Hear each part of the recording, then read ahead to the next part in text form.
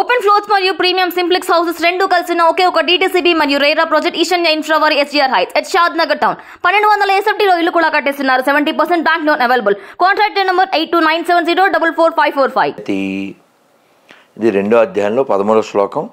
ఇస్కాన్లో నేను ఇచ్చిన మొట్టమొదటి లెక్చర్ ఈ శ్లోకంతోనే. శ్లోకం నెంబర్ కూడా చెప్పేస్తున్నారు, అధ్యాయం కూడా చెప్పేస్తున్నారు మీరు.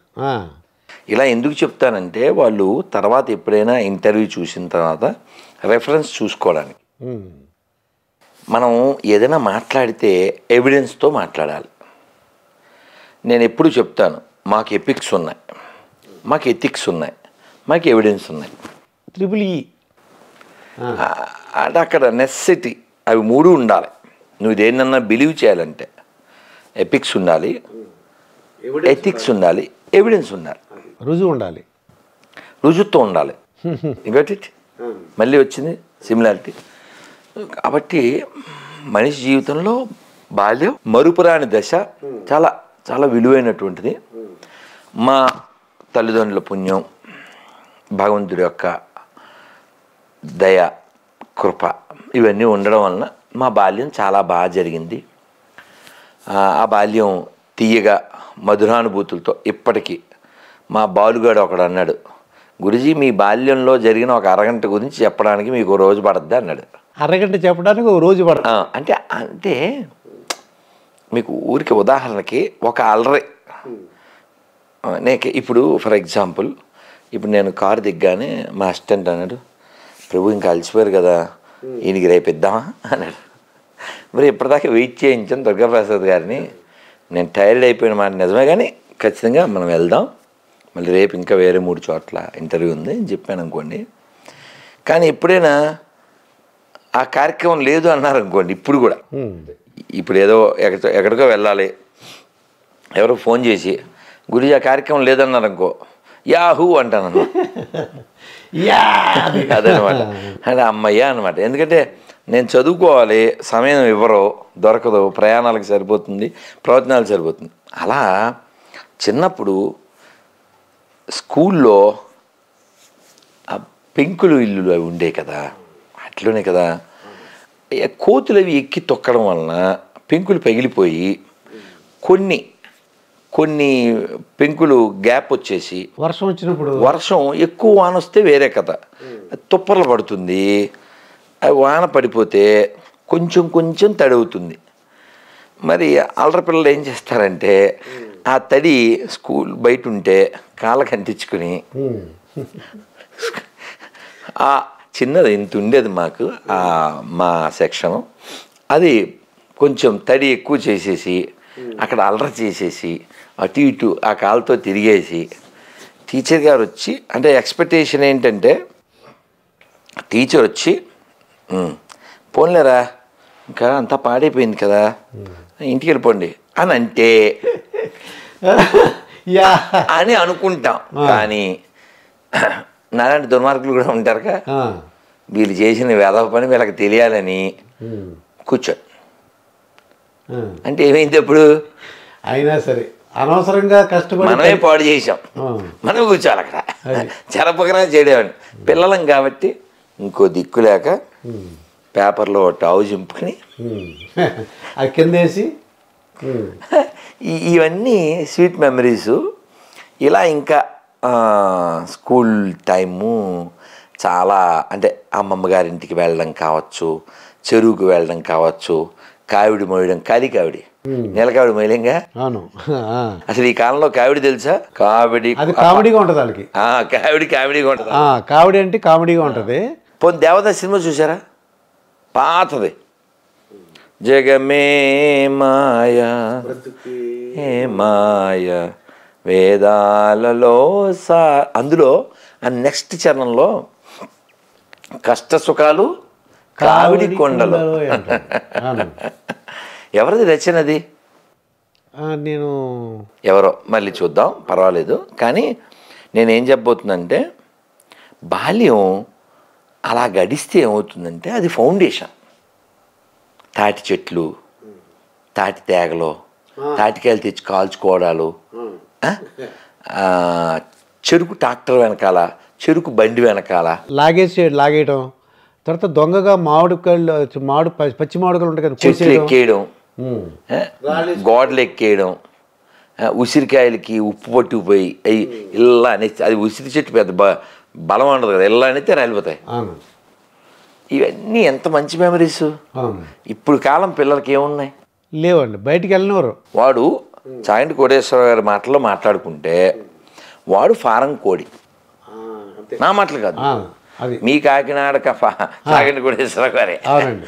మీరు కాకినాడ, ఆయన కాకినాడ. అవును. కానీ నా అదృష్టం ఏంటంటే కాశీలో మొన్న గట్టిగా 15 రోజుల క్రితం 20 రోజుల క్రితం కాశీలో చాగంటి గారి ముందు చాగంటి గారితో ఆయన గురించి మాట్లాడాను.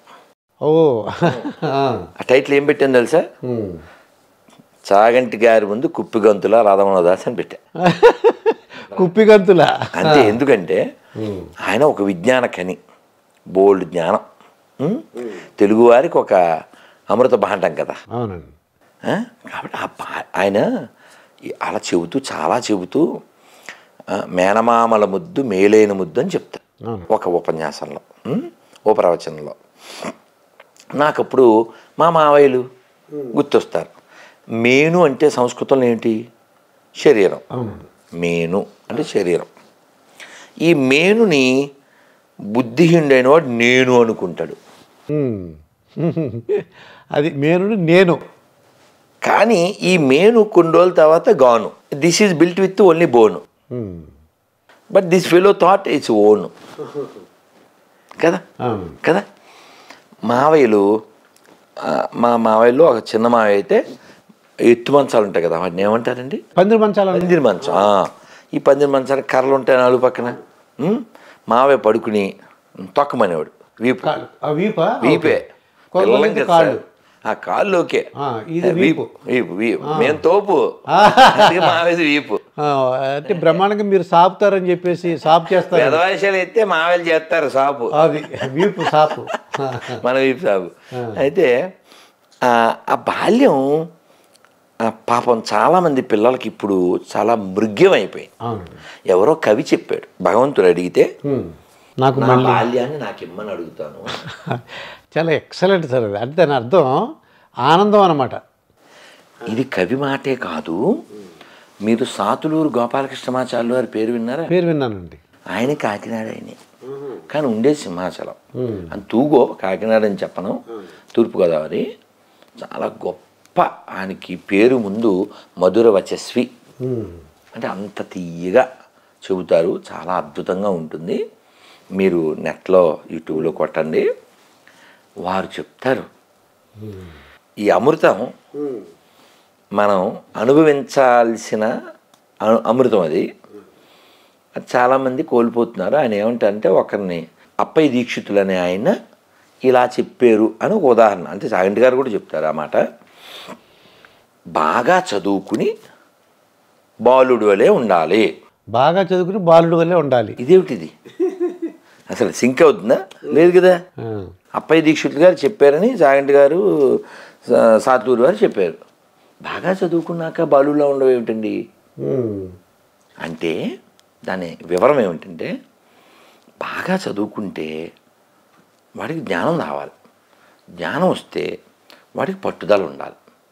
పిల్లవాడు చూడండి, వాడు బొమ్మ అడిగాడు, ఏ తీర్థానికి వెళ్తాం, అమ్మో కొనేవారు ఊరుకోడండి, దుల్లెత్తాడు. అక్కడ రోడ్డు మీద దుల్లెత్తాడు. తెలిసి అసలు అమ్మ నాన్న పరువు, దగ్గర డబ్బులు ఉన్నాయా లేవా అసలు వాడికి అనవసరం.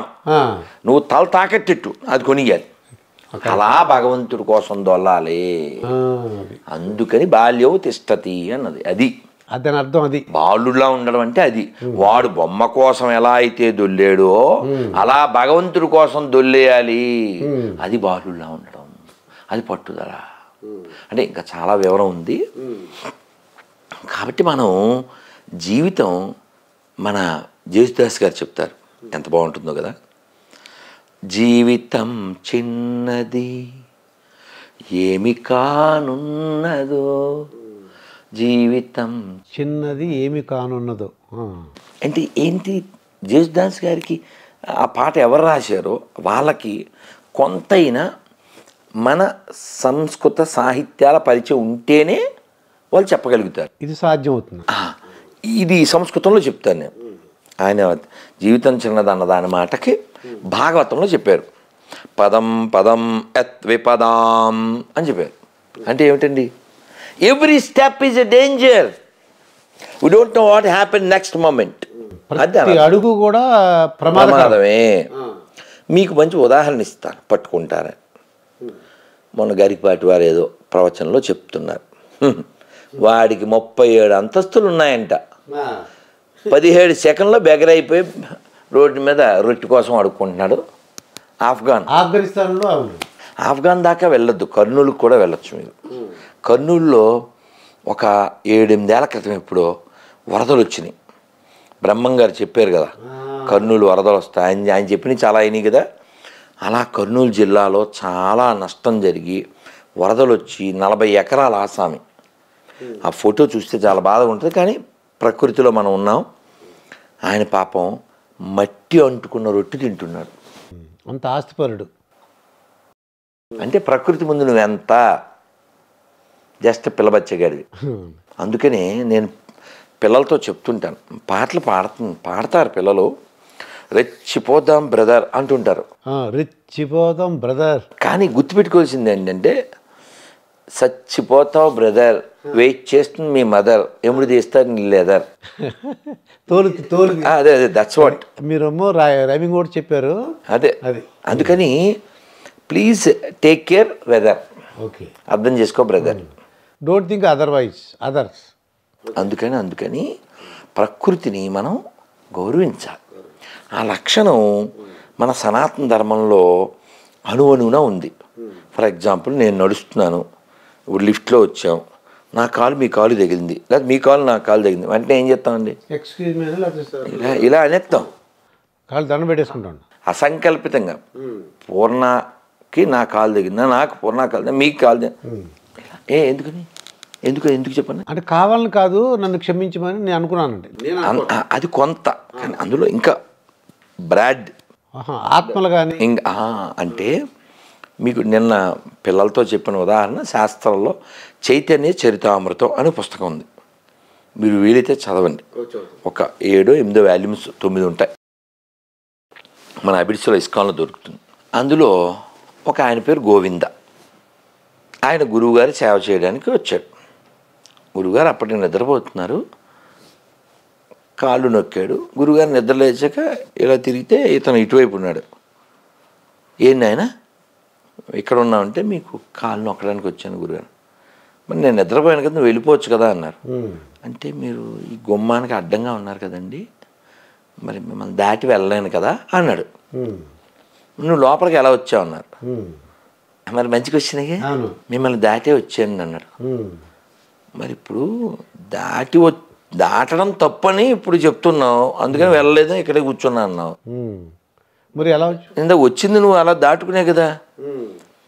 అతను ఏమన్నా అంటే, ఈ గోవింద్ అనే అతను, ఒక మనిషిని అలా దాటకూడదు కదా, ప్రతి జీవిలో పరమాత్మ ఉంటాడు కదా, పాపం కదా లెక్చర్ ఇచ్చారు. ఈ లెక్చర్ మరి వచ్చేప్పుడు ఏమైంది అన్నారు ఆయన.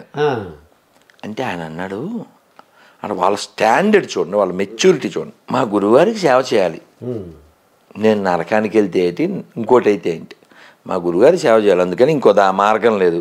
మీరు గుమ్మంలో పడుకున్నారు, నేను అటు వస్తే కానీ మీ కాళ్ళు సేవ చేయలేము, వచ్చేసాను. మరి ఎందుకు వెళ్ళలేదు? వెళ్ళిపోవడం నా వ్యక్తిగతమైన పనులకి, ఎందుకు వెళ్ళాలి? అందుకని కూర్చొని. అంటే మన ఉద్దేశం చూసారా, అది చాలా ముఖ్యమైనది. అదే మంచి ఉద్దేశం అయితే చెడ్డ పని చేసినా పర్లేదన్నమాట. అంటే మీరు అన్నట్టు ఇక్కడ చెడ్డ పని అని కాదు, మేలు అంటే మీకు అర్థమయ్యేలా చెప్తాను. ఎవరైనా స్పృహ కోల్పోతున్నారు, వాళ్ళు స్పృహ కోల్పోతే ప్రాణం కోల్పోతారు. కాబట్టి మనం వాళ్ళని నెమ్మదిగా చెప్పం, దవడల మీద కొట్టి చెప్తాం, హే హే నిద్రపోకో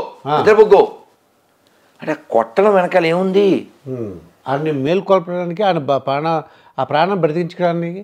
అలాగే గుండె అయిపోతున్నప్పుడు కూడా వాళ్ళు చేస్తారు. మరి సిపిఆర్ చేయకపోతే ఎలా బతుకుతాడు?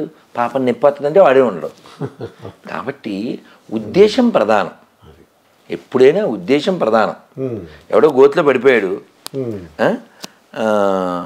అంటే ఈ ఉద్దేశం ఎలా ఉండాలంటే, మనం మామూలుగా ఎవరినైనా తిట్టేటప్పుడు గాడిద అని తిడుతుంటాం, కానీ ఒక కథలో ఆ గాడిదలాగే ఉండాలి.